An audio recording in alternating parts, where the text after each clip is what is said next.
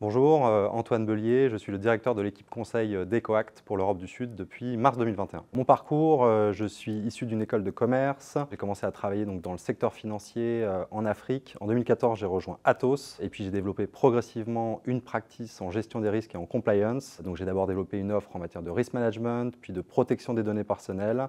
Et en 2020, j'ai commencé à m'intéresser à la problématique du Green IT. Fin 2020, le groupe Atos rachète EcoAct. EcoAct est spécialisé en stratégie climat, cabinet de conseil, et j'ai fait une mobilité interne en mars 2021 où j'ai repris la direction de l'équipe advisory pour l'Europe du Sud. J'ai travaillé dans le domaine du risk management pendant plus de 10 ans. Progressivement, je me suis rendu compte que le risque climatique allait devenir un enjeu majeur pour les organisations et les entreprises, à la fois en termes de risques physiques, que ce soit des vagues de chaleur, des inondations, mais aussi des impacts sur le business model des organisations. Et en parallèle, donc j'ai travaillé sur la thématique du numérique et de l'impact sur l'environnement.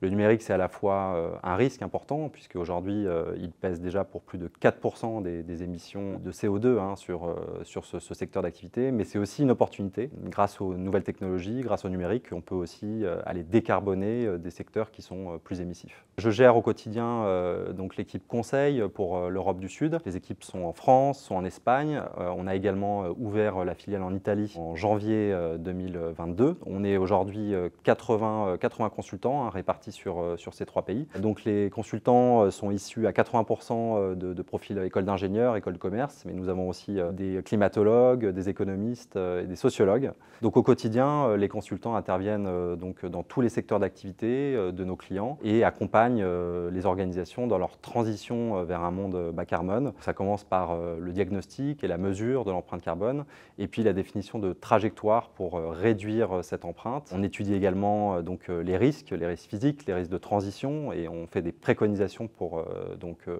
s'adapter à ces nouvelles réalités. Et puis on a aussi des équipes dédiées sur notamment les villes et les territoires durables, sur la finance durable.